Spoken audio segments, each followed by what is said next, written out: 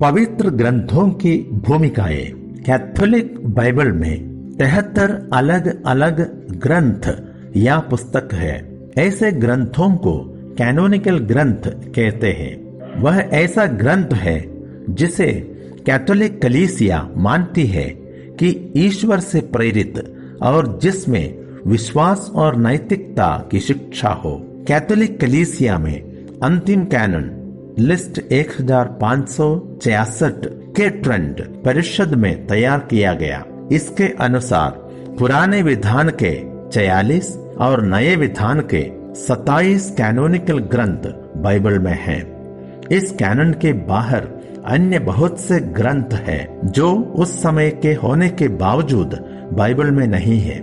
उन्हें अपोक्रिफल ग्रंथ कहते हैं।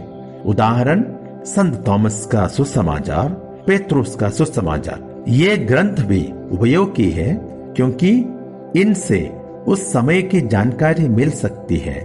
बाइबल के कुछ ग्रंथ शायद आम धारणा के खिलाफ किसी अन्य लेखक द्वारा लिखा गया हो सकता है, लेकिन वे 15 से 18 सदियों तक जिस लेखक के नाम से जाना गया है उसी धारणा को हम कायम रखेंगे, क्योंकि नई खोज 19वीं और 20वीं सदी में निकल आई है। पुराने विधान के समय का आंकलन नए विधान जैसा नहीं है। पुराने विधान के समय को हम ईसा पूर्व BC और नए विधान के समय को क्रिस्त वर्ष AD कहते हैं। उत्पत्ति ग्रंथ ये एक मूल ग्रंथ है जिससे सारे बाइबल समझने में सुविधा होती है। इस ग्रंथ में ईश्वर और सारी सृष्टि, ईश्वर और इंसान के रिश्तों का विवरण है। हिब्रू भाषा बाइबल में इस ग्रंथ का पहला शब्द है बेरेशित, आदि में, और वही उसका शीर्षक है। सदियों से यहूदी और ईसाई समुदाय ये मानते आए हैं कि इसका लेखक मूसा है। प्रेरित चरित 15:1 में ये जिक्र है कि खतना का आदेश मूसा द्वारा दिया गया है, जिसका विवरण उत्पत्ति ग्रंथ अध्याय 17 में दिया गया था। लेकिन आज कलीसिया ये मानती है मूसा ने स्वयं ये नहीं लिखा, बल्कि किसी से लिखवाया हो या अन्य किसी ग्रंथकार ने मूसा के नाम से लिखा हो, ताकि इस ग्रंथ को प्राधिकरण मिल सके। इस ग्रंथ में ईसा पूर्व 10वीं सदी से 6ठी सदी तक लिखी गई बातों का उल्लेख है। 400 साल का अंतराल, लेकिन इसका अंतिम रूप ईसा पूर्व 6ठी सदी में दिया गया। इस ग्रंथ में आकाश, पृथ्वी, प्रकाश, अंधकार, समुद्र, स्वर्ग, जमीन, पेड़ पौधे, सूर्य, चंद्रमा और तारे, सारे जीव जंतुओं की उत्पत्ति का विवरण है। ईश्वर ने उत्कर्ष प्राणी के रूप में मनुष्य को अपने ही प्रतिरूप बनाया। इसके साथ विवाह, परिवार, समाज, सभ्यता, पाप और मुक्ति का भी वर्णन है। इस ग्रंथ में एकमात्र ईश्वर के बारे में बताया गया है जो सारी सृष्टि का कर्ता है। यह एकमात्र ईश्वर सर्वशक्तिमान है जो कभी मनुष्य के तौर तरीके, परंपराएं और योजनाओं को चितरा देते हैं। इसी ईश्वर ने यहूदियों को अपनी चुनी हुई प्रजा बनाई और उनसे वफादारी की शर्त भी रखी। निर्गमन ग्रंथ। यह ग्रंथ मिस्र की गुलामी से यहूदी जनता बच निकलने का इतिहास बताता है। यहूदी और ईसाई विश्वास की नींव में इस ग्रंथ का अहम स्थान है, जिसके जरिए ईश्वर अपना नाम, उनकी विशेषताएं, मुक्ति, नियम और ईश्वर की आराधना करने की विधि आदि घोषित करते हैं। हिब्रू भाषा में बाइबल के इस ग्रंथ के पहला शब्द है वे एलेह शेमोत, मतलब ये उनका नाम है, और वही ग्रंथ का शीर्षक भी है। इस ग्रंथ में कई उल्लेख है जिससे यह सूचित किया जाता है कि इसका लेखक मूसा है। अध्याय 17 वाक्य 14, अध्याय 24 वाक्य 4, अध्याय 34 और वाक्य 27। नए विधान में भी यह बताया गया है कि लेखक मूसा ही है। मार्कुस अध्याय 7 वाक्य 10, अध्याय 12 वाक्य 26, लूकस अध्याय 2 वाक्य 22 से 23।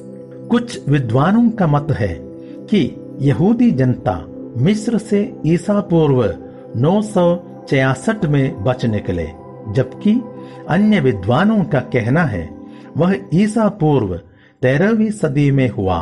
कैथोलिक कलीसिया मानती है कि ग्रंथ का अंतिम रूप ईसा पूर्व 6वीं सदी में दिया गया है। इस ग्रंथ में ईश्वर द्वारा मूसा को नेता चुना जाना, मूसा को ईश्वर और जनता के बीच मध्यस्थ नियुक्त किया जाना, पुरोहिताई प्रथा का उद्भव, नबियों की भूमिका, विधान के अंतर्गत ईश्वर और मनुष्य का रिश्ता आदि का विवरण है। ईश्वर और उनकी विशेषताओं का वर्णन इस ग्रंथ में विस्तार पूर्वक किया गया है। अध्याय 3 और अध्याय 6 वाक्य 33 और 34। ईश्वर मनुष्यों के सामाजिक इतिहास का भी विधाता है। यहूदियों की तकलीफ, मिस्रियों पर प्राकृतिक आपदा ईश्वर के हाथ में है। सारे मिस्री और फिरौन ने ईश्वर की शक्ति का गवाह बने। अध्याय 15 वाक्य 11। ईश्वर अपने वादों और वचनों में सत्य प्रतिज्ञ है। सीनाई का विधान पूर्वजों से किए गए वादों की पूर्ति है। अध्याय 3 वाक्य 15 से 17, अध्याय 6 वाक्य 2 से 8, अध्याय 19 वाक्य 3 से 8। यहूदियों और ईसाइयों के सामाजिक न्याय, नैतिकता और आचार विचार 10 आज्ञाओं पर आधारित है। अध्याय 20 1 से 17 और 22 से 23 और अध्याय 33। ग्रंथ के अंत में पूजन विधि विस्तार पूर्वक दी गई है। यहाँ इस बात को समझाया गया है कि कैसे सर्वशक्तिमान और सारे विश्व के विधाता मनुष्य के बीच निवास करने आए हैं। लेवी ग्रंथ। इस ग्रंथ का हिब्रू भाषा शीर्षक है वाइक्रा, जिसका मतलब है उसने बुलाया। ये लेवी वंश पुरोहित वर्ग के लिए एक नियमावली के तौर पर काम आता था, जो पूजन विधि के और पवित्र बने रहने के नियमों का वर्णन करता है। इस ग्रंथ का भी लेखक मूसा मानता आया है, लेकिन इस ग्रंथ में कई लेखकों द्वारा कई सदियों के कायदे कानून, धार्मिक रस्म और रिवाज जोड़ा गया है। इस ग्रंथ का अंतिम रूप ईसा पूर्व 6वीं सदी में दिया गया है। इस ग्रंथ का मुख्य विषय पवित्रता है। पवित्र बनकर ईश्वर की पूजा कैसी करनी है, उसका विवरण इसमें दिया गया है। आत्मिक पवित्रता के लिए शारीरिक पवित्रता अनिवार्य है, जिसके लिए उत्तम जानवरों की बलि जरूरी है। पुरोहित अपंग नहीं होना चाहिए। इस ग्रंथ में मनुष्य को शारीरिक तौर पर अपवित्र करने वाली चीजों की सूची दी गई है। सिनाई के विधान के बाद इस्राएल ईश्वर की प्रजा बनी और ईश्वर उनके राजा, और इस्राएल के राजा होने के कारण ईश्वर ने यहूदियों के जीवन के पहल के लिए कानून दिए। लोगों का नेतृत्व पुरोहित वर्ग करते थे। वे ही लोगों की पवित्रता बनाए रखने की जिम्मेवारी उठाते थे। वे इसके लिए लोगों को शिक्षा देते थे। पुराने विधान की पूजन विधि ईश्वर ने स्वयं दी थी। गणना ग्रंथ। इस ग्रंथ में सीनाई पर्वत से कानान देश के सरहद तक का यहूदियों के सफर का वर्णन है। इस दौरान मरुभूमि के सफर के समय यहूदियों ने ईश्वर के विरुद्ध भुनभुनाए और ईश्वर ने श्राप दिया कि जो कोई मिस्र देश को छोड़े थे उनमें कोई नहीं बल्कि केवल उनकी संतान ही कानान देश पहुंचेंगे। इस ग्रंथ का हिब्रू भाषा का शीर्षक है बेमिदबार, जिसका मतलब है मरुभूमि में। गणना नाम इसलिए दिया गया है कि अध्याय 1 और 26 में यहूदियों की गणना का विवरण है। इसका लेखक मूसा माना गया है, जबकि वह जरूरी नहीं है। कई सदियों से कई अन्य लेखकों का इसमें योगदान रहा है। इसका अंतिम रूप ईसा पूर्व 6वीं सदी में बनाया गया। जैसे यहूदी जनता मूसा के नेतृत्व में सीनाई से निकले, ईश्वर ने उन्हें अपनी सेना जैसे बना दिए, जो अन्य राष्ट्रों को परास्त करके ईश्वरीय राज्य की स्थापना करे। ईश्वर का मकसद यह था कि भ्रष्ट हो चुकी सभ्यताओं और मानसिकता को हटाकर वहां उनकी चुनी हुई प्रजा को बसाए, जो एकमात्र ईश्वर की आराधना करे। प्रभु ईश्वर न केवल मिस्र और अन्य राष्ट्रों को सजा देते हैं, बल्कि गलती करने वाली यहूदी जनता को भी। इसलिए प्रभु मूसा, आरोन और मिरियम को भी सजा देते हैं। तो सवाल यह उठता है कि क्या ईश्वर सदा के लिए अपनी प्रजा को छोड़ देते हैं? अध्याय 22 से 24 में इसका जवाब दिया गया है। बालाम, जो एक गैर यहूदी तांत्रिक थे, वह यहूदियों को श्राप देने के बदले उन पर ईश्वर की आशीष बरसाते हैं। विधि विवरण ग्रंथ। इस ग्रंथ का हिब्रू भाषा में शीर्षक है देवारीम, जिसका मतलब है शब्द। विधि विवरण नाम इसलिए रखा गया है कि इसमें सारे पुराने नियमों को दोहराया गया है। इसका भी लेखक मूसा माना जाता है, लेकिन ग्रंथ के अंत में मूसा की मृत्यु और अन्य कई भाग किसी और के द्वारा लिखा गया है। इस ग्रंथ के आरंभ में यहूदी जनता यर्दन के उस पार मोआब देश में पहुंच गई थी। वहां मूसा योशुआ को अपना उत्तराधिकारी नियुक्त करता है। मूसा अपने भाषण में प्रभु के सारे नियमों को दोहराता है और नई पीढ़ी को कानान देश पहुंचने को तैयार करता है। यह ग्रंथ मूल रूप से नियमों की पुस्तक है। इस ग्रंथ का सबसे मुख्य भाग अध्याय 6 वाक्यांश 4 से 9 में दिया गया है। इस भाग को यहूदी शेमा प्रार्थना कहते हैं। यहूदियों के सारे नियम निर्गमन और गणना ग्रंथों में दिया गया था, लेकिन इस ग्रंथ में उन नियमों का व्यवहारिक और प्रौढ़ रूप दिया गया है। उनमें सबसे मुख्य है, जो कुछ नितांत ठीक है उसी का पीछा पकड़े रहना। यहाँ वंचित, शेषित वर्गों, अनाथों, विधवाओं और परदेशियों के प्रति न्याय दिलाने का नियम काफी अहम है। योशुआ का ग्रंथ। यह ग्रंथ ईश्वरीय वादों की पूर्ति का इतिहास है। सदियों तक मिस्र की गुलामी और 40 साल मरुभूमि में भटकने के बाद यहूदी जनता कानान देश अपनाने का वर्णन इस ग्रंथ में दिया गया है। योशुआ का बचपन का नाम होशिया था, जिसका मतलब है मुक्ति।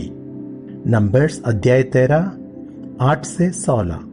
मूसा ने उसे योशुआ नाम दिया, जिसका मतलब है प्रभु मुक्ति प्रदान करता है। यही नाम प्रभु यीशु का भी है। माना जाता है कि इस ग्रंथ का अधिकतर भाग स्वयं योशुआ ने लिखा या योशुआ ने लिखवाया। अध्याय 18 वाक्य 8, अध्याय 24 वाक्य 25।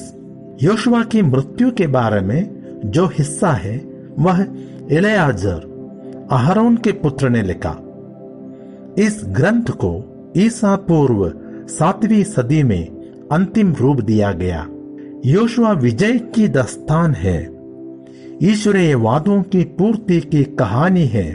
ईश्वर ने इब्राहिम से वादा किया था कि वह कानान देश के वारिस बनाया जाएगा, लेकिन वह जीवन भर प्रवासी रहा। योशुआ, जो इब्राहिम का वंशज है, उस वादे को हकीकत में बदला। उसके नेतृत्व में यहूदी जनता यर्दन नदी पार कर सारे कानान देश को अपनाया। ईश्वर अपनी प्रजा को अपने देश में स्थापित करते हैं। यही इस ग्रंथ का मुख्य विषय है। कुछ लोग इस बात पर आपत्ति उठाते हैं कि इसमें अनेकों युद्धों का जिक्र है, लेकिन हमें समझना होगा कि यहाँ इंसान की इच्छा पूर्ति के लिए युद्ध नहीं किया जा रहा है। यह तो ईश्वर का न्याय है। यहाँ योशुआ के नेतृत्व में इस्राएल का विजय नहीं हो रहा है, बल्कि ईश्वर, जिसका यह सारा संसार है, उस संसार का एक छोटा सा हिस्सा सांसारिक शक्तियों से छुड़ाकर अपनी चुनी हुई प्रजा को दे रहे हैं, जो एकमात्र और सच्चा ईश्वर की पूजा करेंगी। न्यायकर्ताओं का ग्रंथ। इस ग्रंथ में कानान में यहूदियों का प्रारंभिक जीवन का विवरण है। योशुआ की मृत्यु से पहले राजा साऊल के समय तक यह लगभग 200 साल का यहूदियों का इतिहास है। सवाल यह है कि इस अंतराल में यहूदी बिना कोई महान नेता कैसे रहे? जवाब यह है कि वे हमेशा उतना ठीक नहीं रह पाए। सैमुएल इसका लेखक माना जाता है, हालांकि इस पर कोई एक मत नहीं है। यह ग्रंथ राजाओं के कार्यकाल के दौरान लिखा गया है।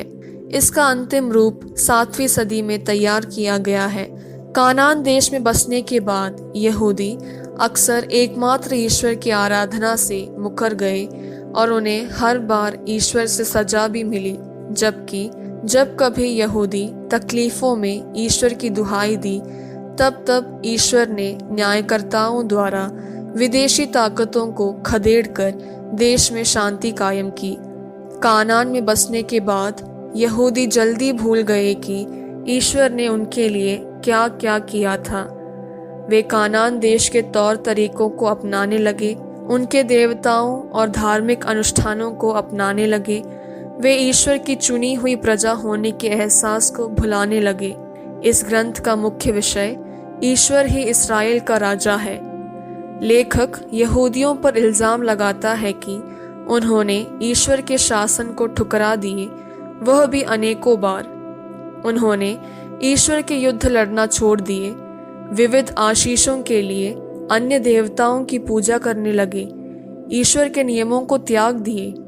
तब गिदोन को याद दिलाना पड़ा कि प्रभु ही तुम्हारा शासक है।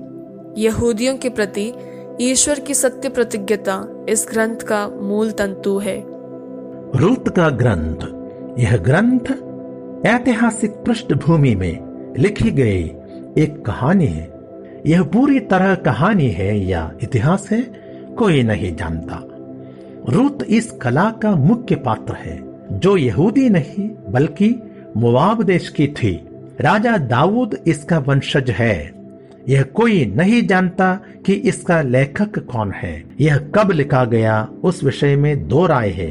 पहला, संभवतः यह राजा सुलेमान के समय लिखा गया होगा, क्योंकि इसमें लिखा है कि जब यह घटनाएं घटी थी उस समय इस्राएल का नेतृत्व न्यायकर्ताओं के हाथ में था। अध्याय 1 वाक्य 1। इसके अलावा राजा सुलेमान के समय उनके पिता दाऊद की वंशावली लिखते समय यह सवाल उठा होगा कि एक गैर यहूदी रूत कैसे इसमें आ गई। दूसरी राय हो सकता है कि यह सुलेमान के समय से सदियों बाद लिखा गया हो, क्योंकि यह हिब्रू बाइबल में उपदेशक ग्रंथों की श्रेणी में रखा गया है, जैसे अयूब, स्तोत्र ग्रंथ, सुक्ति ग्रंथ। क्योंकि इस ग्रंथ के कुछ एक शब्द उस समय के हैं। इंसानी रिश्तों में वफादारी इस ग्रंथ का एक विशेष बात है। अध्याय 1 वाक्यांश 16 से 17, अध्याय 2 वाक्य 11 से 12, अध्याय 3 वाक्य 10, अध्याय 4 वाक्य 15। बोआज नवोमी और उसकी बहू रूत दोनों विधवा के प्रति करुणामय है। अध्याय 2 से 4। गर्व करने वाली बात यह है कि ईश्वरीय प्रेम में अडिग रहने वाली रूत यहूदी नहीं मोआब देश की है। विवाह द्वारा वह यहूदी परिवार और समाज में पहुंचती है। पति के देहांत के बाद वह अपना देश वापस जा सकती थी, पर वह अपनी बूढ़ी सास की देखभाल के लिए रुक जाती है। यह वाकई राजा दाऊद की परदादी बनने योग्य है। इससे यह संदेश मिलता है कि ईश्वरीय राज्य केवल यहूदियों के लिए नहीं है। सामुएल का पहला और दूसरा ग्रंथ। आरंभ में ये दोनों दो नहीं बल्कि एक ही ग्रंथ हुआ करता था। यह उस मनुष्य के नाम से जाना जाता है जिससे ईश्वर ने इस्राएल में राजतंत्र की स्थापना की थी। इस ग्रंथ से इस्राएल में नबी का उदय भी हुआ, नबी सैमुएल। इसके लेखक के बारे में हमें कोई जानकारी नहीं है। इन दोनों ग्रंथों में सैमुएल, पहला राजा साऊल और फिर राजा दाऊद के समय का इस्राएल के इतिहास का वर्णन है। इनमें दोनों राजाओं के कार्यकाल का विवरण है, लेकिन उनके जन्म और बचपन का जिक्र नहीं है। लेकिन सैमुएल के जन्म, बचपन और नबी बनने की ईश्वरीय बुलाहट का ब्यौरा है। अध्याय 4 से 5 में फिलिस्तियों द्वारा ईश्वर की मंजूषा हड़प लेने, बाद में ईश्वर उसे इस्राएल वापस लाने का विवरण है। यह सैमुएल के नेतृत्व के कारण हुआ, जिस पर ईश्वर की आशीष थी। यहूदी चाहते थे कि अन्य देशों जैसे उनके भी एक राजा हो। सैमुएल उन्हें समझाना चाहते हैं कि यह मांग पहली आज्ञा का उल्लंघन है। ईश्वर सैमुएल को आज्ञा देते हैं कि लोगों का आग्रह सफल कर दिया जाए। सैमुएल ने साउल को राजा नियुक्त किया। इस्राएल में राजा बाकी देशों के राजाओं जैसे सर्वशक्तिमान नहीं होंगे। उसे ईश्वर के नियम और नबी के आदेशों का पालन करना पड़ेगा। एकमात्र ईश्वर ही सर्वशक्तिमान रहेंगे। लेकिन राजा साउल नबी के आदेशों की अनदेखी करने लगे और वे ईश्वर द्वारा तिरस्कृत किए गए। अध्याय 16 से 31 तक का भाग राजा दाऊद के चुनाव के बारे में है। सैमुएल के दूसरे ग्रंथ में राजा दाऊद को एक सच्चा राजा के रूप में प्रस्तुत किया है। वो अपना वास स्थान बनाया और वहीं ईश्वर की मंजूषा की स्थापना की। राजा दाऊद के शासनकाल में देश समृद्धि की ओर बढ़ा। अन्य देशों को इस्राएल के अधीन कर दिया गया। राजा दाऊद ईश्वर का भव्य मंदिर बनाना चाहा, लेकिन नबी नाथान ने मना किया। अध्याय 7 काफी अहम है, क्योंकि ईश्वर वादा करते हैं कि उनका राज्य सदा बना रहेगा। अध्याय 10 से 20 राजा दाऊद के पतन का विवरण है। उसने पाप किया किंतु पश्चाताप किया। इसके बावजूद उसके परिवार और देश में फूट, अशांति बनी रही। पहला और दूसरा राजाओं के ग्रंथ। सैमुएल के ग्रंथ जैसे ये दोनों भी दो नहीं बल्कि एक ही ग्रंथ था। इसके लेखक के बारे में कोई जानकारी नहीं है। माना जाता है कि इसमें 2 सदियों के कई लेखकों का योगदान रहा है। कुछ विद्वान लोग मानते हैं कि यह 7वीं सदी में राजा जोसिया के समय लिखा गया है, जबकि कुछ लोग मानते हैं कि यह 6वीं सदी में बेबीलोन प्रवास समाप्त होने से पहले लिखा गया है। इस ग्रंथ का मकसद प्रवास में रह रहे यहूदियों को यह समझाना था कि उनका यह हाल क्यों हुआ है। कारण यह है कि उनका राजा एकमात्र ईश्वर के प्रति वफादारी नहीं निभाई, ईश्वर की आज्ञाओं का उल्लंघन किया। पहला और दूसरा राजाओं का ग्रंथ राजा दाऊद के अंतिम दिनों से बेबीलोन प्रवास तक का इस्राएल का इतिहास बयान करता है। राजा दाऊद के बाद सुलेमान राजा बने। यरूशलेम मंदिर का निर्माण सुलेमान ने करवाया। तत्पश्चात इस्राएल 2 देशों में बट गया, उत्तर में इस्राएल और दक्षिण में यूदा। उत्तर के 2 नबी एलिया और एलीशा यहूदियों को और उनके राजाओं को पथभ्रष्ट होने से बचाने की कोशिश करते हैं। दोनों नबियों के कार्यकाल के बारे में उनके भविष्यवाणियों और उपदेशों को विस्तार पूर्वक इस ग्रंथ में विवरण दिया है। हमें स्मरण रहे कि यह एक आम इतिहास का ग्रंथ नहीं बल्कि धार्मिक इतिहास का ग्रंथ है। इसलिए इसमें केवल उन बातों का विवरण है जो धार्मिक है। इस ग्रंथ का मुख्य विषय यह है कि यहूदियों का कल्याण इस बात पर निर्भर है कि उनके राजा एकमात्र ईश्वर से वफादार रहे, उनकी आज्ञाओं का पालन करते रहे, नबियों के बताए रास्ते चले। इसमें राजा सुलेमान के बाद इस ग्रंथ में सबसे अधिक विवरण उन राजाओं के बारे में है जिन्होंने या तो एकमात्र ईश्वर से वफादार रहे या ईश्वर की आज्ञाओं का घोर उल्लंघन किया हो। राजा आहाज। पहला राजाओं अध्याय 16। राजा मनासे। दूसरा राजाओं अध्याय 22। ऐसे राजा थे जिन्होंने ईश्वरीय राह से भटके गए थे, ईश्वर के विधान की अनदेखी की। राजा हिजकिय्याह, दूसरा राजाओं अध्याय 18। और राजा योशिय्याह यहूदियों को ईश्वर के विधान के अनुसार अग्रसर करने की कोशिश की। वे ईश्वर से वफादार रहे। इस लेखक का सबसे अहम उद्देश्य यह था कि देश दो में बट गए। लोग प्रवास में जाने को मजबूर हुए, लेकिन इसका यह मतलब नहीं कि ईश्वर ने उन्हें त्याग दिया है। इतिहास का पहला और दूसरा ग्रंथ सामुएल के ग्रंथ जैसे यह भी दो नहीं एक ही ग्रंथ हुआ करता था। राजाओं का ग्रंथ बेबीलोन प्रवास में रह रहे यहूदियों के लिए लिखा गया था, जबकि इतिहास का ग्रंथ बेबीलोन प्रवास से लौटे यहूदियों के लिए लिखा गया है। मान्यता यह है कि इसका लेखक इज़रा है और यह ईसा पूर्व 5वीं सदी के दूसरे भाग में लिखा गया है। यह इतिहास के रूप में उद्बोधन है।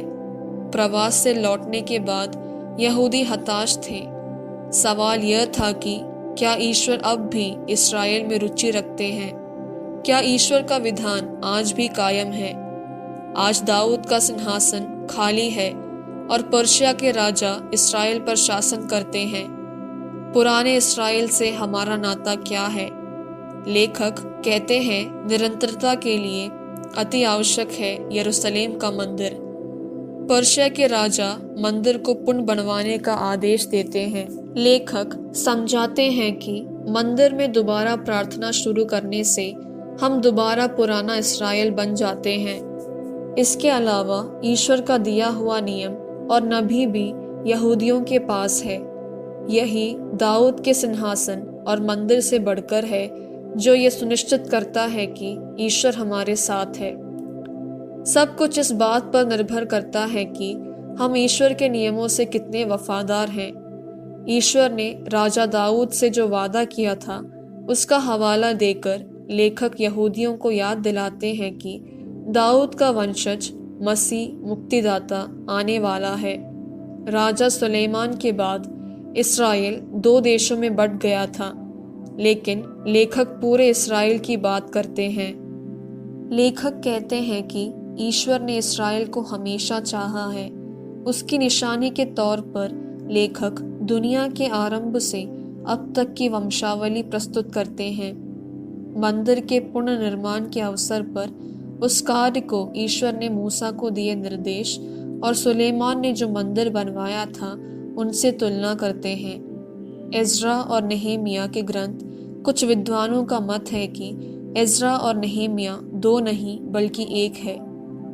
ख्रिस्त वर्ष 185 से 253 के बीच ओरिजेन ने पहली बार इनको अलग किया। कुछ विद्वान इतिहास के पहले और दूसरे ग्रंथ और इज़रा और नेहेमिया एक साथ लेते हैं, क्योंकि चारों का लेखक एक ही माना जाता है, इज़रा। ऐसा माना जाता है कि इज़रा और नेहेमिया ईसा पूर्व 5वीं सदी में लिखा गया है। इन ग्रंथों में बेबीलोन प्रवास के बाद यहूदी किस तरह इस्राएल में पुनः बसाए गए उसका विवरण है। इसके बावजूद कि इस्राएल तब भी पर्शिया के राजा के अधीन था। प्रवास के बाद इस्राएल का जीर्णोद्धार ईश्वर का काम था। ईश्वर ने पर्शिया के राजा को प्रेरित किया कि वह यहूदियों को वापस इस्राएल जाने की अनुमति दे। ईश्वर ने प्रवासी यहूदियों को प्रेरणा दी कि वे वापस इस्राएल चले जाएं। ईश्वर ने यरूशलेम शहर और मंदिर निर्माण में साथ दिया। जीर्णोद्धार संपन्न हुआ, हालांकि राजनैतिक संप्रभुता नहीं मिली। इस्राएल और यूदा का विभाजन खारिज किया गया। अब सारा इस्राएल एक देश है। मंदिर दोबारा बनाया गया। उसमें पूरा आराधना स्थापित की गई। उसमें पूजा आराधना स्थापित की गई। मूसा के नियम लागू किया गया। मूसा के नियम लागू किया गया। पवित्र नगर यरूशलेम का जीर्णोद्धार किया गया। उसमें फिर यहूदी बसने लगे। जिस तरह ईश्वर ने बेबीलोन के राजा को प्रेरित किया था कि वह यहूदियों को प्रवास में ले जाए, उसी तरह ईश्वर ने पेर्शिया के राजा को प्रेरित किया कि वह यहूदियों को वापस इस्राएल जाने दिए जाए। इस्राएल के जीर्णोद्धार के कई बाधाएं थी, लेकिन उन सबको पार किया गया। यहूदियों को अपनी गलती का एहसास था, लेकिन वे फिर गलतियां करने लगे। तोबित का ग्रंथ यह एक ड्यूट्रोकैनोनिकल ग्रंथ है जो यहूदियों के धर्म ग्रंथ में नहीं बल्कि कैथोलिक बाइबल में पाया जाता है। यह एक यहूदी प्रेम कहानी है। यह ईसा पूर्व 2री सदी में लिखा गया है। यह एक शैक्षणिक ग्रंथ है। इस ग्रंथ में 2 यहूदी परिवार विवाह बंधन द्वारा एक हो जाते हैं। परिवार में लोग एक दूसरे से वफादार रहते हैं। इससे लेखक यह सिखाना चाहता है कि ईश्वर न्यायी है। दुख तकलीफ ईश्वर की ओर से सजा नहीं बल्कि मात्र परीक्षा है। अंत में ईश्वर धर्मी को पुरस्कृत और अधर्मी को सजा देंगे। लेखक विश्वासियों से आह्वान करता है, ईश्वर पर भरोसा रखो। उनकी धार्मिकता, करुणा और आंतरिक स्वतंत्रता अपने दैनिक जीवन के कर्मों द्वारा दूसरों के प्रति व्यक्त करो। यूदित का ग्रंथ ये एक ड्यूट्रोकैनोनिकल ग्रंथ है जो यहूदियों के धर्म ग्रंथ में नहीं बल्कि कैथोलिक बाइबल में पाया जाता है। इसके लेखक के बारे में कोई जानकारी नहीं है। इसकी लिखावट से यह समझ में आता है कि लेखक एक फरीसी है जो फलस्तीन में बसा हुआ है। यह ग्रंथ ऐतिहासिक परिप्रेक्ष्य में लिखी गई एक कहानी है। इसमें 5 सदियों का असली इतिहास का जिक्र भी है। यह ग्रंथ सिखाता है कि ईश्वर स्वर्ग और पृथ्वी के एकमात्र सच्चा ईश्वर है। वह अपरिमेय है। वह सबका विधाता है। वह पूर्वजों का ईश्वर है और निर्बलों का रक्षक है। वह करुणामय और वफादार है। ईश्वर एक महिला के हाथों दुश्मनों को परास्त करते हैं। जोआकिम प्रधान पुरोहित और नेता होने के बावजूद यूदित, जो एक विधवा थी, लोगों को विजय दिलाती है। वह दुश्मन का सिर काटती है। वह मूसा के नियमों का पालन करती है और साथ ही साथ मुक्ति का एक मिसाल बन जाती है। इस ग्रंथ का मुख्य संदेश यह है कि ईश्वर की शक्ति संख्या बल में नहीं है। एस्तेर का ग्रंथ यह ग्रंथ ऐतिहासिक परिप्रेक्ष्य में एक कहानी है। इसके लेखक के बारे में ज्यादा जानकारी नहीं है। हम बस इतना जानते हैं कि लेखक एक यहूदी था जो पर्शिया में रहता था। इस ग्रंथ का मूल रूप ईसा पूर्व 5वीं सदी में लिखा गया और अंतिम रूप ईसा पूर्व 2री सदी में तैयार किया गया। इस ग्रंथ के मूल रूप में इस्राएल का एकमात्र ईश्वर के बारे में सीधा उल्लेख नहीं है।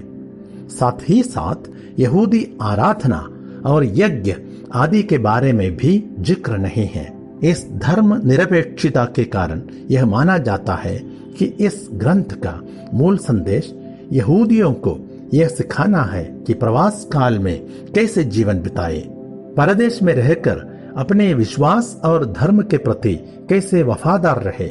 यह ग्रंथ बताता है कि प्रवास में उस देश के मामलों में भाग लेना होगा, उस समाज की अच्छी बातों को अपनाना होगा और अपने उत्तरदायित्वों को निभाना होगा।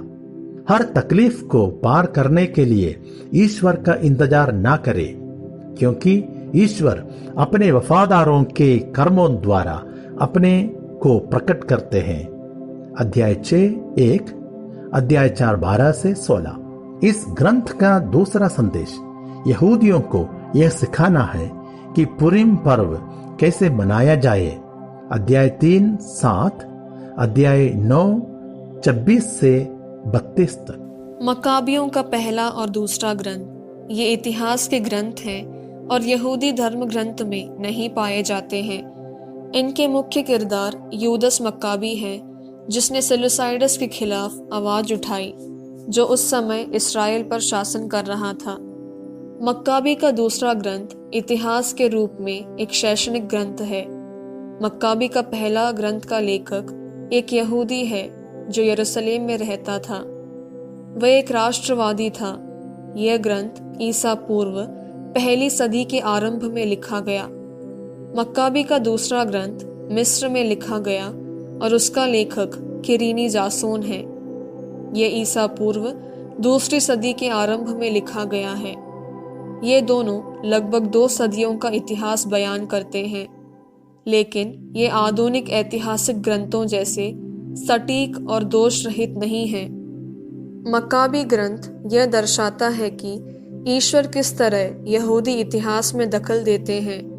मूर्ति पूजा के खिलाफ मक्काबी भाइयों का संघर्ष ईश्वर का ही मुक्ति कार्य था। ईश्वर पर विश्वास और मूसा के नियमों के प्रति वफादारी विरोधी सेना बल से अधिक प्रभावशाली है। इस तरह यहूदी धर्म को मूर्ति पूजा से बचाया गया, साथ ही साथ देश को आज़ादी भी मिली। मक्काबियों का दूसरा ग्रंथ इतिहास से बढ़कर मंदिर और धार्मिक बातों को अधिक महत्व देता है। यह भी गैर यहूदी शासकों के खिलाफ विजय की कहानी बताता है। इस ग्रंथ द्वारा लेखक मृतकों के पुनरुत्थान का संदेश देता है। ईश्वर धर्मियों की रक्षा करते हैं। ईश्वर की मदद के लिए प्रार्थना और यज्ञ उपयोगी हैं। शहीद पूर्ण जीवन प्राप्त कर सकते हैं। इस ग्रंथ में मध्यस्थ प्रार्थना का भी विवरण है। मर मिठे संत लोग इस्राएल के लिए ईश्वर से प्रार्थना करते हैं। जीवित लोग भी अपने मरे हुए लोगों के लिए प्रार्थना कर सकते हैं। स्तोत्र ग्रंथ।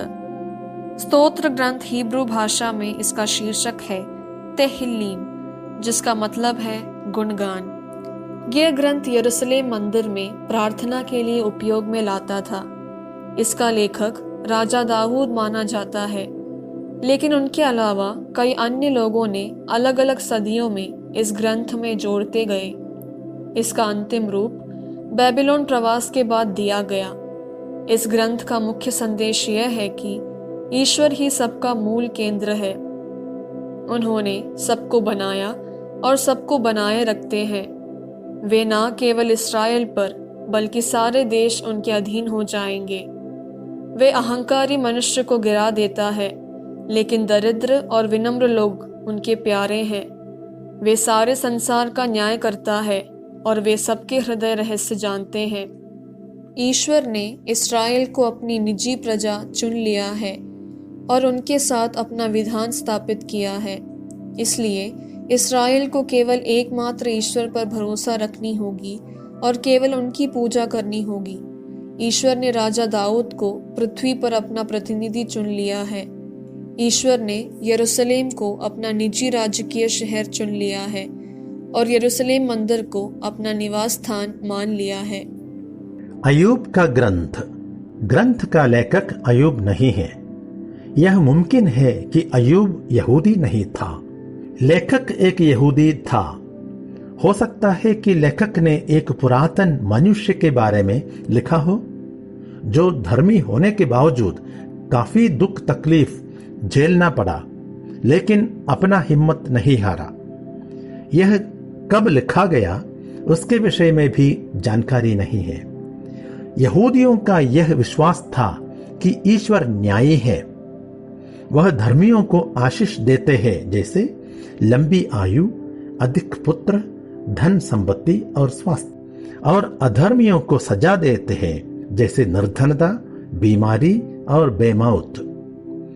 तो सवाल यह है कि धर्मी को दुख तकलीफ क्यों आती है? क्या ईश्वर सर्वशक्तिमान नहीं है? क्या ईश्वर न्यायी नहीं है? अय्यूब के 3 मित्र यहूदियों के विश्वास पर दृढ़ रहकर कहते हैं कि अय्यूब जरूर कुछ पाप किया होगा कि उस पर ये विपत्तियां आ पड़ी। लेकिन अय्यूब दोहराता है कि उसने कोई पाप नहीं किया। लेखक समझाना चाहता है कि विपत्तियां ऐसे अवसर है जिसके जरिए धर्मी खरे उतर सकते हैं। लेखक ईश्वर और मनुष्य के अलावा एक तीसरे पात्र के बारे में कहता है, शैतान।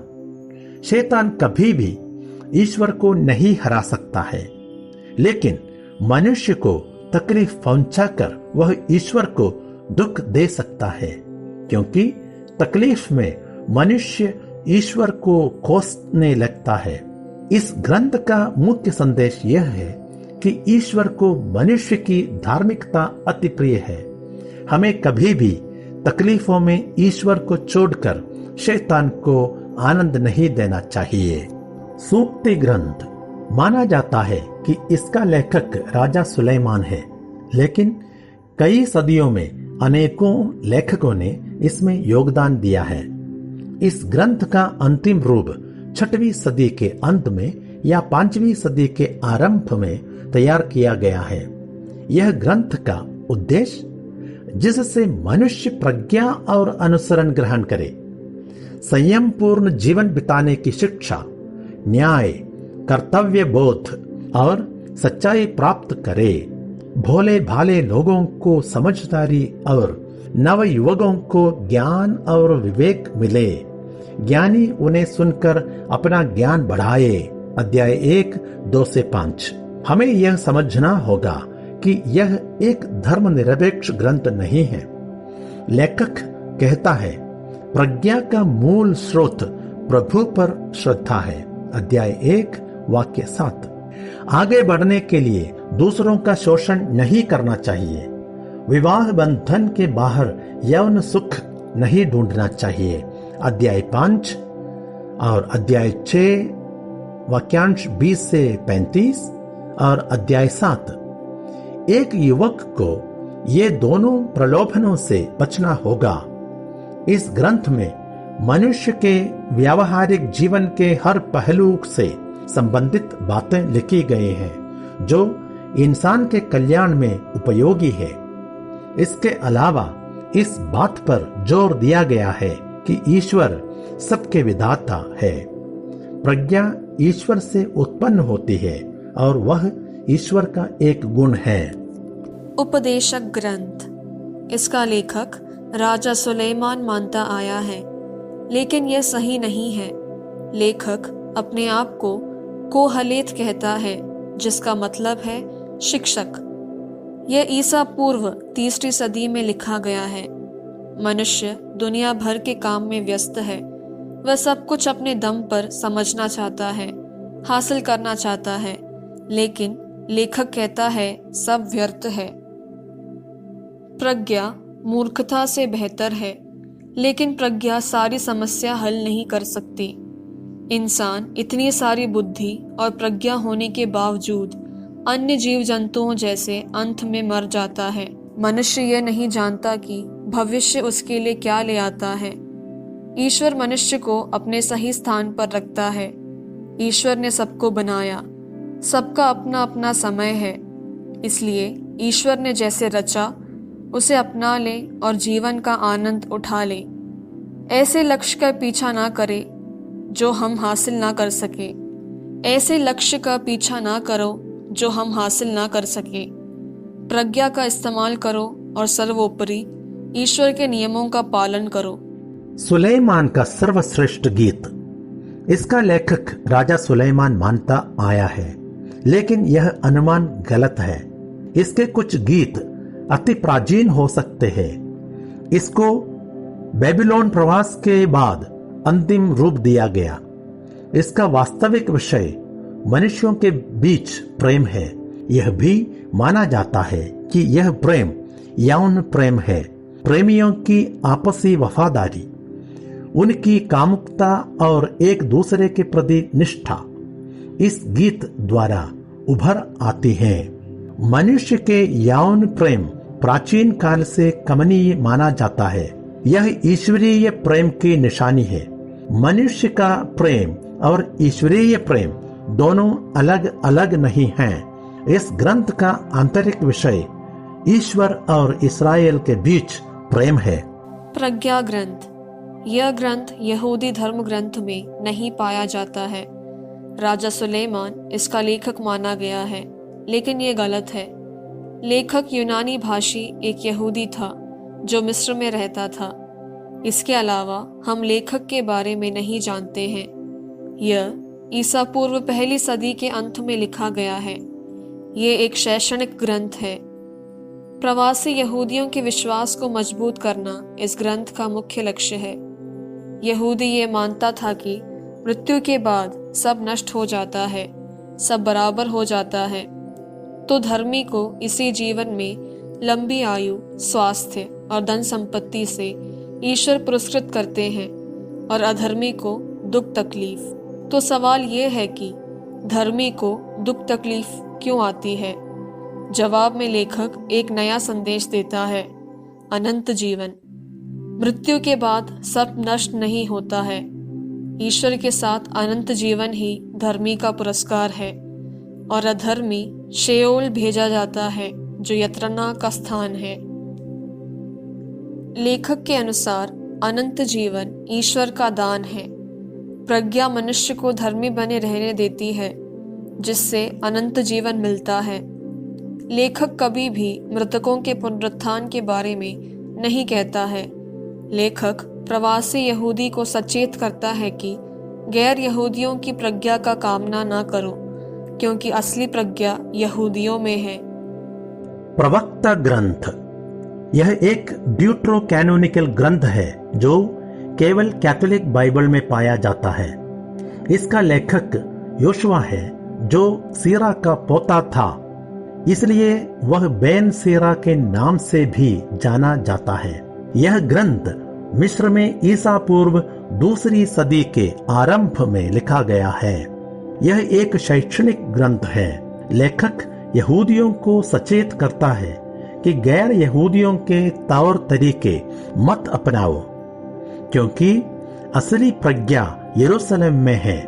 यह ग्रंथ कई बातों में सूक्ति ग्रंथ जैसा है। लेखक दैनिक जीवन के अलग अलग पहलू के बारे में लिखता है, जैसे धन संपत्ति, रिश्ते, पूजा आराधना, धंधे और खाना खाने के शिष्टाचार आदि। लेखक यह सिखाना चाहता है कि छोटी छोटी बातों में भी ईश्वर से कैसे वफादार रह सके। वह मित्रों को चुनने के विषय में, व्यावहारिक मसलों को सुलझाने के बारे में और अपनी कथनी को संभालने आदि के बारे में समझाता है। लेखक के अनुसार प्रज्ञा और मूसा के नियम दोनों एक ही है। अध्याय 24 वाक्यांश 22 से 27। इसलिए उनके अनुसार प्रज्ञा केवल एक सलाह नहीं, बल्कि मूसा के नियमों का विश्लेषण है। ईसाया का ग्रंथ 18वीं सदी तक यह माना जाता था कि सारा ग्रंथ अध्याय 1 से 66 तक नबी ईसाया ने ही लिखा था, लेकिन अब विद्वानों की राय यह है कि नबी ईसाया ने अध्याय 1 से 39 तक ही लिखा है।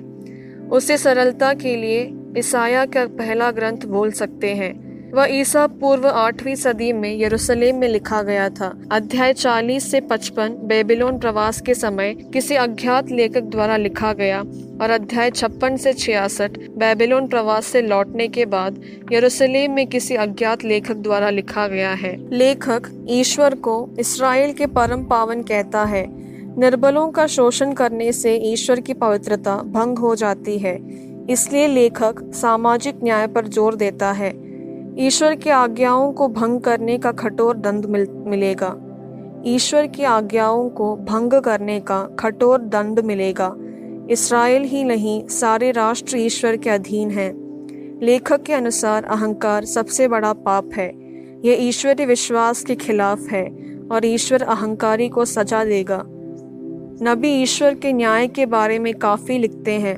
ईश्वर के शब्द अति प्रभावशाली हैं। दाऊद के सिंहासन पर दाऊद का एक वंशज विराजमान होगा। शांति और धार्मिकता सर्वत्र छाएगी। यरूशलेम ईश्वर का शहर बन जाएगा। वह मसीहा राजा को ईश्वर अपना सेवक कहकर बुलाता है। दुख भोग द्वारा ही अपना सेवक मुक्ति कायम करेगा। यिर्मयाह का ग्रंथ। नबी यिर्मयाह ईसा पूर्व 6वीं सदी के दूसरे भाग में अपना कार्य संभाला। इस ग्रंथ के अधिकतर भाग उनका शिष्य बारूक ने लिखा। नबी यिर्मयाह अपने बुलाहट के बारे में अस्वस्थ था। अध्याय 1 वाक्यांश 5 और अध्याय 15 वाक्यांश 19। उसे विश्वास था कि वह केवल वही कहता है जो ईश्वर उसे कहलाता है। अध्याय 19 वाक्यांश 2। इसलिए वह अस्वस्थ था, कि उसकी भविष्यवाणियां अपने समय पर पूरी होगी। अध्याय 28 वाक्यांश 9 और अध्याय 32 वाक्यांश 24। वह झूठे नबियों के सख्त खिलाफ था। अध्याय 14 वाक्यांश 13 से 18, अध्याय 23 वाक्यांश 13 से 40, अध्याय 27 वाक्यांश 14 से 18। उसने अपने देशवासियों के पापों के खिलाफ भविष्यवाणी की। अध्याय 44 वाक्यांश 23।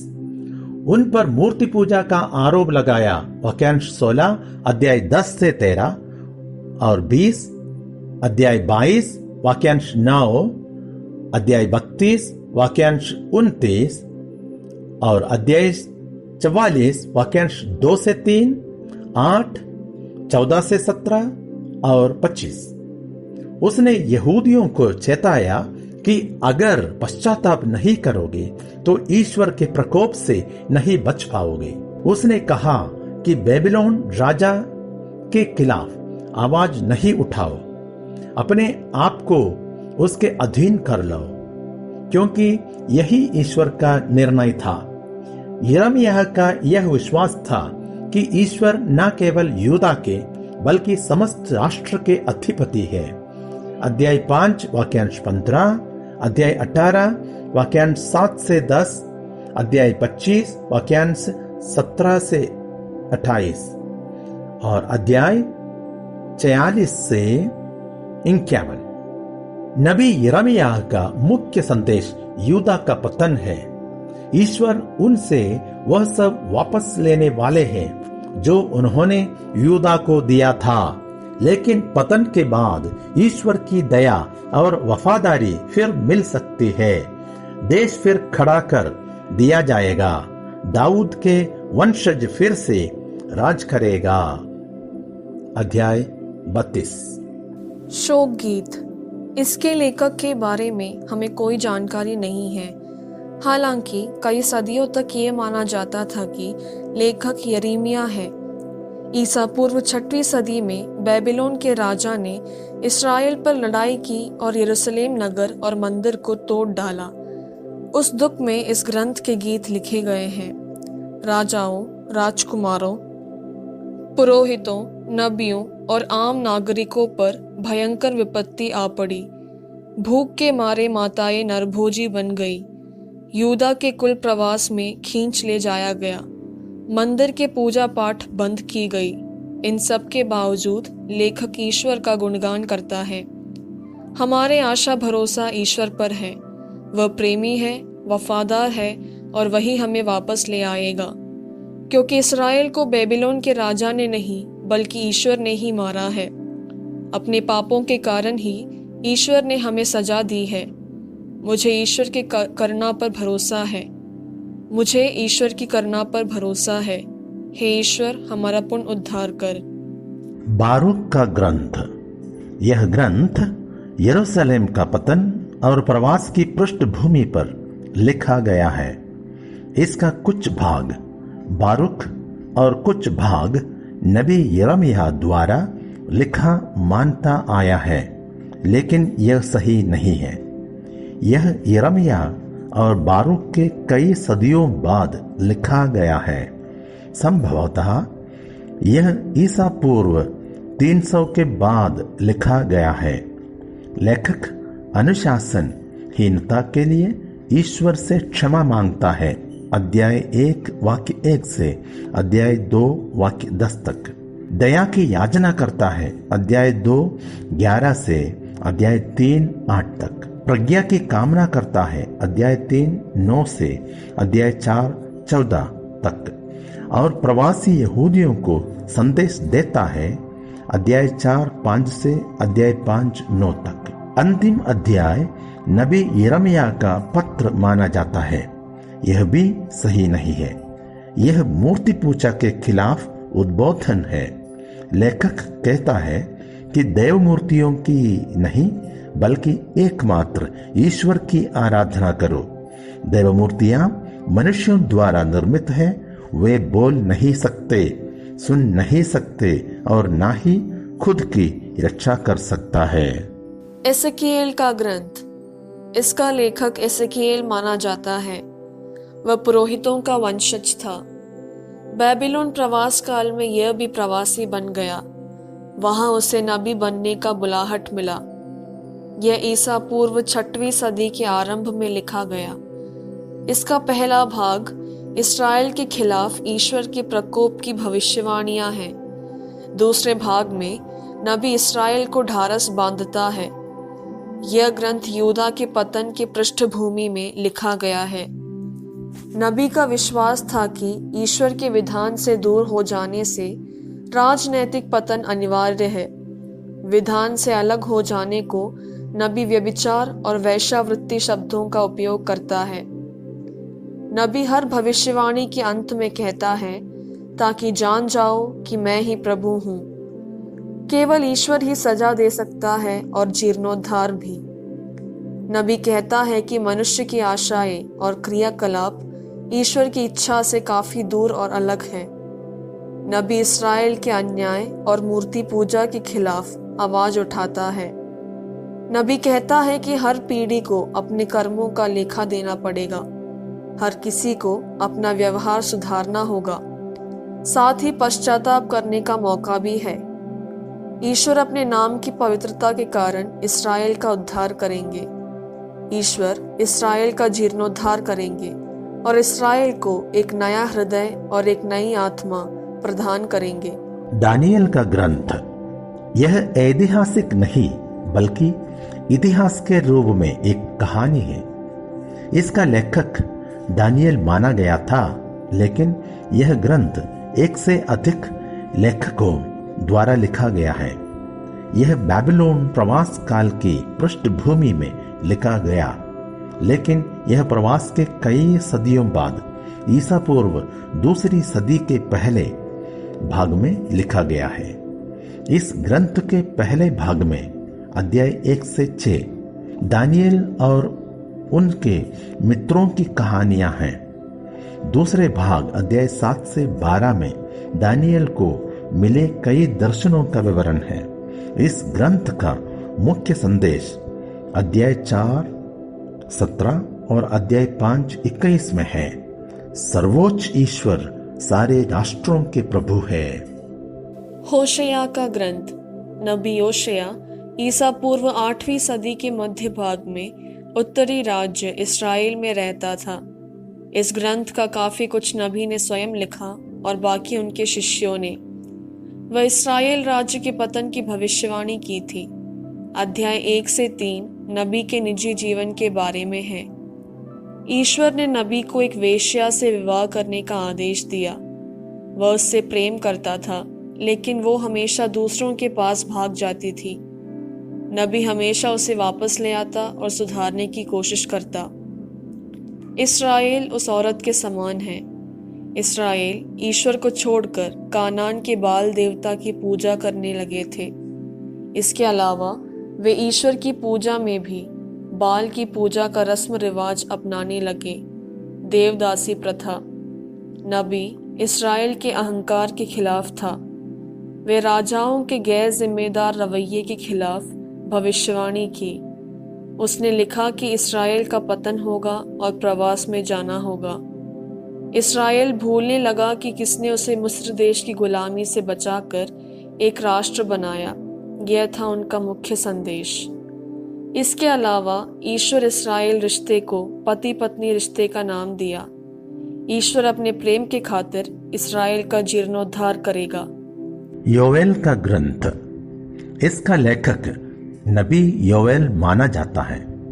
उन्होंने स्वयं लिखा या किसी और ने, जानकारी नहीं है।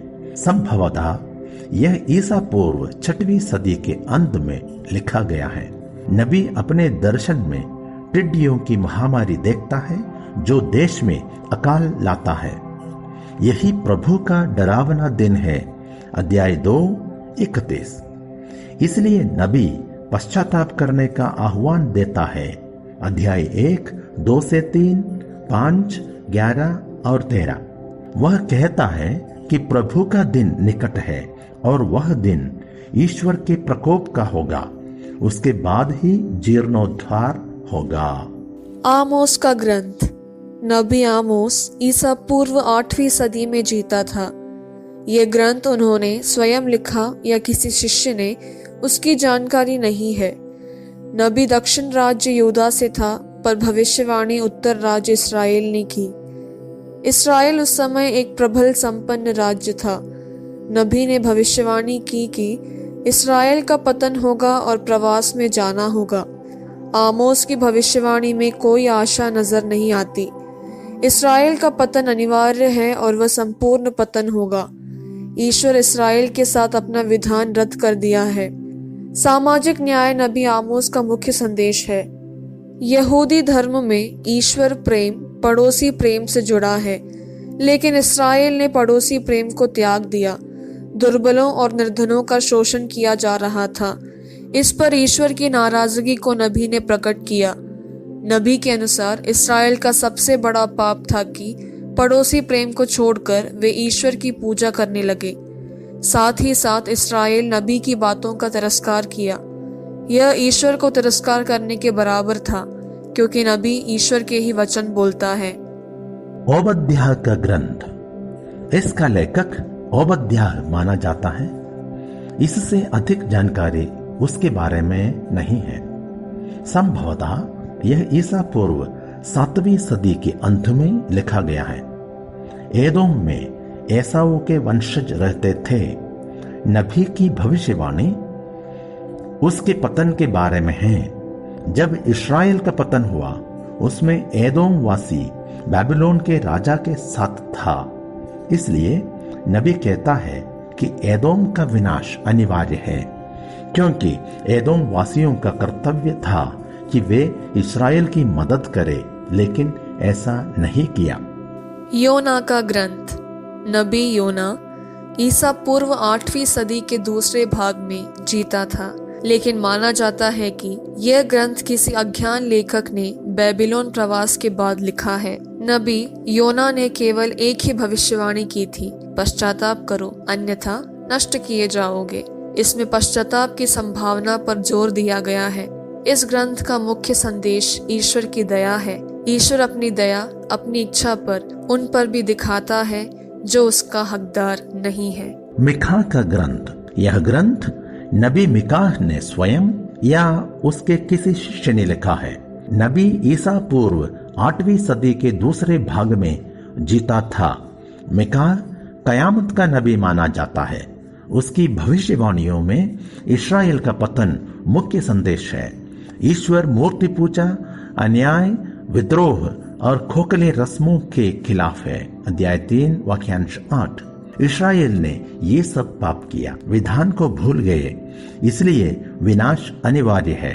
पश्चातापी पर दया करने में ईश्वर आनंद उठाते हैं। अध्याय 7 वाक्यांश 18 से 19। यरूशलेम का उद्धार होगा। अध्याय 4 वाक्यांश 1 से 2। एक मसीहा उद्धारक का आगमन होगा। अध्याय 5 वाक्यांश 1 से 4। नाहूम का ग्रंथ, नाहूम ईसा पूर्व 7वीं सदी के दूसरे भाग में जीता था।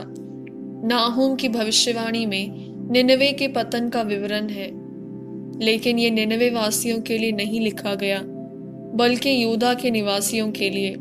कई सालों तक असीरिया आसपास के सारे देशों पर आक्रमण किया, लूटा, उनका सर्वनाश किया और वहां के निवासियों को प्रवासी बनाए। लेकिन नाहूम अपनी भविष्यवाणी में यहूदा निवासियों से कहता है, अब असीरिया के निनवे के पतन का समय आ गया है। ईश्वर दोषी को नहीं छोड़ेगा। निनवे का पतन ईश्वर न्याय का परिणाम है। इसका मुख्य संदेश यह है कि ईश्वर यहूदा को सदा के लिए नहीं त्यागेगा। यहूदा की तकलीफों का अंत होगा। हबक्कुक का ग्रंथ, नबी हबक्कुक ईसा पूर्व 7वीं सदी के अंत में जीता था। इसमें यहूदा के पतन के विषय में लिखा गया है। इसमें कोई भविष्यवाणी नहीं, बल्कि नबी और ईश्वर के बीच में संवाद है। इस संवाद में यहूदा की दुष्टता, आपसी झगड़ा और जुल्म के बारे में नबी ईश्वर से बोलता है। ईश्वर नबी को प्रकट करते हैं कि बेबीलोन के हाथों यहूदा का पतन होगा। अध्याय 1 वाक्यांश 6। लेकिन नबी शिकायत करता है कि बेबीलोन वासी यूदा से भी दुष्ट प्रजा है। अध्याय 1 वाक्यांश 13। ईश्वर आश्वासन देते हैं कि बाद में बेबीलोन का भी पतन निश्चित है। नबी ईश्वर की प्रज्ञा और न्याय के सामने अपने को सौंपता है। अध्याय 2 3 से 4। सफन्याह का ग्रंथ। नबी सफन्याह ईसा पूर्व 7वीं सदी के दूसरे भाग में जीता था। इस ग्रंथ में यूदा के पतन की भविष्यवाणी है। नबी का मुख्य संदेश प्रभु के दिन का आगमन है। उस दिन ईश्वर अन्य देशों के साथ यूदा का भी विनाश करेगा। यह एक ऐतिहासिक घटना की भविष्यवाणी है। ग्रंथ के अंत में इस्राएल के प्रभु ईश्वर द्वारा यूदा के जीर्णोद्धार की भी भविष्यवाणी है। हग्गाई का ग्रंथ।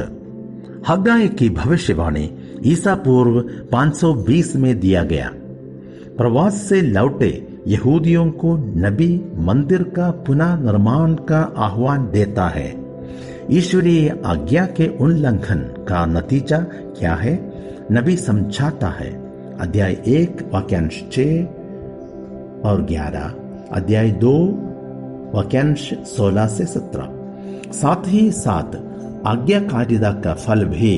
अध्याय 2 7 से 9 और 19। जब लोग ईश्वर और उनके मंदिर को प्राथमिकता देते हैं, ईश्वर उन्हें आशीष देते हैं।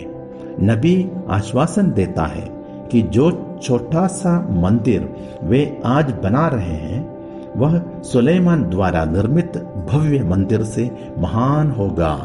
जकरिया का ग्रंथ। बेबीलोन प्रवास के बाद नबी भी यूदा लौट आया। इनका कार्यकाल ईसा पूर्व 6वीं सदी के दूसरे भाग में था। इस ग्रंथ का मुख्य संदेश दिलासा है, जो पुनर्निर्माण कार्य में लगे लोगों को नबी देता है। यरूशलेम ईश्वर का निवास स्थान है। यह संदेश अध्याय 1 से 8 में दिया गया है। यहाँ पुनर्निर्माण में लोगों और उनके नेताओं की अपेक्षा ईश्वर के कार्य को महत्व दिया है। अध्याय 9 से 14 आने वाले समयों का विवरण है। मलाकी का ग्रंथ।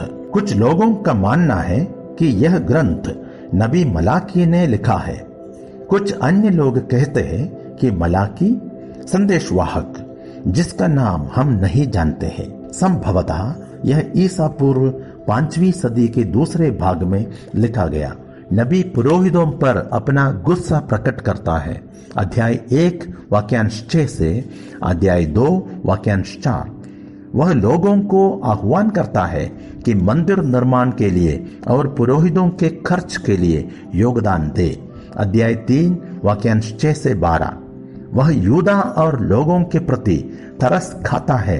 अध्याय 2 वाक्यांश 14 से 16। इसका मुख्य संदेश है महान प्रभु या राजा। अध्याय 1 वाक्यांश 14 आएगा और वे लोगों का न्याय करेंगे। अध्याय 3 वाक्यांश 1 से 5 और अध्याय 4 वाक्यांश 1 और उनका उद्धार करेंगे। अध्याय 3 वाक्यांश 6 से 12 और अध्याय 4 वाक्यांश 12।